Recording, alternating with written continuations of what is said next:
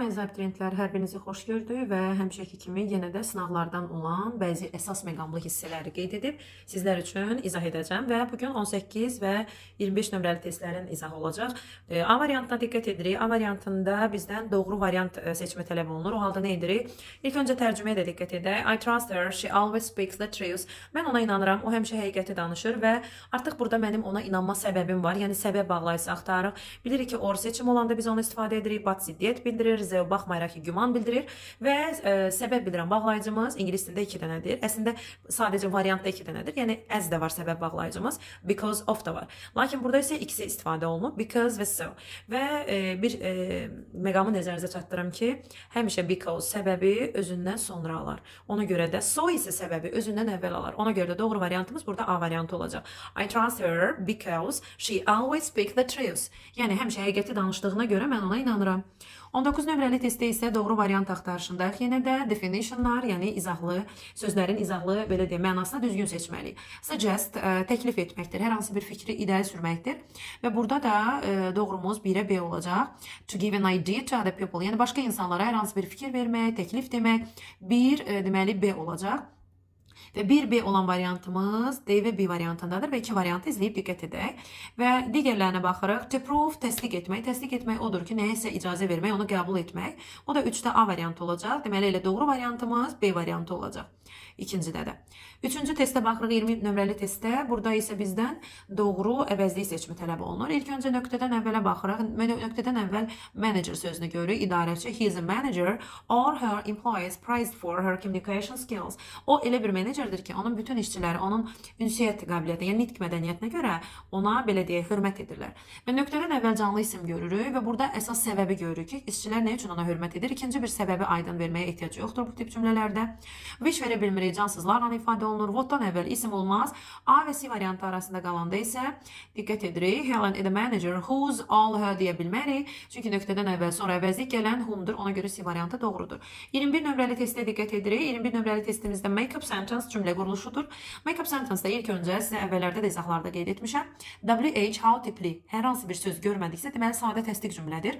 Sadə təsdiq cümləmiz birinci başlayır hər zaman mübtəda ilə. Mübtədamız, yəni şəxs əvəzliyimiz 4-dür. İkinci baxırıq ki, feil sadə keçmiş zamandır, önündə köməkçi feil olmur, 5-dir və 4-5 olan variantımız diqqətli oluruq. Əlbəttə ki, artıq bizə C variantından xəbər verir. Deməli, belə olacaq sıralama. Söz sıramız he gave me olacaq. Feildən sonra obyekt əvəzliyi və mənə nə verdi? Beautiful flowers. Yəni 4, 5, 1, 2, 6 şəklində və sonda da 3 olacaq. Ona görə doğru variantımız elə C variantıdır. Yəni mənə ad günümdə o gözəl çiçəklər hədiyyə etdi. 22 nömrəli testdə exclamatory sentence, yəni nida cümləsidir. Nida cümləsinin fərqlərini artıq şagirdlərə dəfələrlə testdə izah etmişik. Birinci növbədə cümlə sonunda nida cümləsində nidadan əvvəl şəxs əvəzliyi olmur. Deməli 4-lərimiz yanlışdır. İkinci fərq ondan ibarətdir ki, what olan cümlədə heç bir halda the article olmur. En istifadə olunur. Ona görə doğrumuz elə 1 və 2-dir. What a famous composer he was. O necə də məşhur bəstəkardır. How famous the composer was. Yəni bəstəkar necə də məşhurdur mənasındadır. Digər testin izahına baxaq. 23 nömrəli testdə isə bizdən ən asan nöqtədən əvvəl söz önü görürük preposition. Söz önlü cümlələrimiz həmişə ing feil tələb edər. Ona görə də elə B variantımız doğrudur. Look at the mess. There must be someone responsible for cleaning the room deyir. Otaqda dağınıqlığa bax. Kimsə otaqda səliqə yaratmaq üçün məsuliyyət daşımalıdır. Ona görə B variantı doğru cavabdır. Cleaning. Çünki niyə? Söz önündən sonra biz ing-li feil istifadə edirik. 24 nömrəli testdə isə ən asan üsul it is və sifət görürük. To be sifət to düsturuna əsasən biz it is to be-dəndir bilirik. It's interesting, maraqlıdır. Nə maraqlıdır? To see people use your invention. Yəni sənin ixtiranı kimsə istifadə edirsə, onu görmək maraqlıdır. Burada əsas məqam nədir? To be sifət to'lu ifadələr. Və görürük, to be'nin forması it is, ondan sonra interesting, maraqlı sifətdir və həmin testlərdə biz infinitive forma istifadə edirik. Yəni to be to ifadəsi və ortada sifət. Ona görə doğrumuz D variantıdır. 25 nömrəli testdə isə bizdən altından xətt çəkilmiş sözlərin mənasına görə yaxın mənalı söz seçməlidir. Yəni sinonimlər seçilməlidir. Birinci nöqtədən altına xətt çəkilmiş sözümüz important, vacib deməkdir, mühüm, əsas. Difficult, çətin deməkdir. Attractive, cəlb edici deməkdir. Amma 2, 3, 4-də isə necessary, essential, main, hər üçü vacib, mühüm, əsas deməkdir. Ona görə 2, 3, 4 doğru variantdır. Digər məsələyə diqqət edək. Writing task isə yazı bacarıqlardır, əziz abituriyentlər. Bu tip testlərə ən çox testlərdə nələrə diqqət etməliyik? Məsələn, bizdə göstərir ki, look at the pictures, şəklə baxın, make up a story, hekayə qurun, according to the pictures in a given order, write at least 35 words. Yəni, şəkildə verilmiş ardıcılığa əsasən hekayəni qurun, yəni hərəkətlər ardıcıl necə verilib o şəkildə olmalıdır və ən azı 35 sözdən istifadə etməliyik. Və abituriyentlər, biz bilirik ki, hər zaman biz mətin qurarkən one upon time, there was, it was tipli ifadələrdən istifadə etməliyik. Yəni cümlələr adətən biz hekayəni nəql şəklində, yəni nağıl kimi təsvir ediriksə, biz adətən nağılları, yəni ifadə edərkən hekayənin nağıl tərzində biz there was, nə bilim, there were, baxır artıq cəmiyyətin təkcəm olmağına və ya one upon time kimi ifadədən istifadə edirik. Və cümləyə də baxırıq. Məsələn, tutaq ki, cümlədə verirəm ki, one upon time, there was a family. Günlərin bir günü bir ailə var idi. They were 3 people in their family. Yəni ailədə 3 nəfər idilər. Example, there was a mom, a dad and their little daughter. Bir ana, bir ata və onların balaca qızı var idi.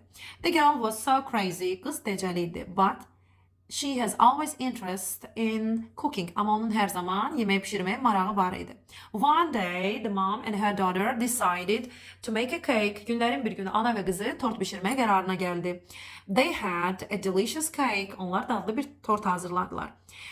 They had a delicious example. Burada məsələn deyə bilərik dinner or və yaxud da supper deyə bilərik və yaxud da they had delicious breakfast with their dad together. Yəni ailə üzvlərini nəzərdə tutun, yəni ataları ilə birlikdə dadlı bir yemək yedilər. They had a great time together around the table. Yəni masa arxasında gözəl vaxt keçirdilər. The girl was so happy. Yəni qız çox xoşbəxt idi because all members were around the table. Yəni bütün ailə üzvləri masa ətrafındaydı. It was their nice day. Onların gözəl günü idi. And their father liked the cake very much. Və ataları da tortu çox bəyəndi. Yəni bu şəkildə sadə bir, mən hələ sizə daha belə deyək, geniş formatda dedim, amma siz daha sadə cümlələrlə mətin qura bilərsiniz. Amma əziz abituriyentlər, mətinlərdə ən əsas qrammatik qaydaların düzgün istifadəsinə fikir verin.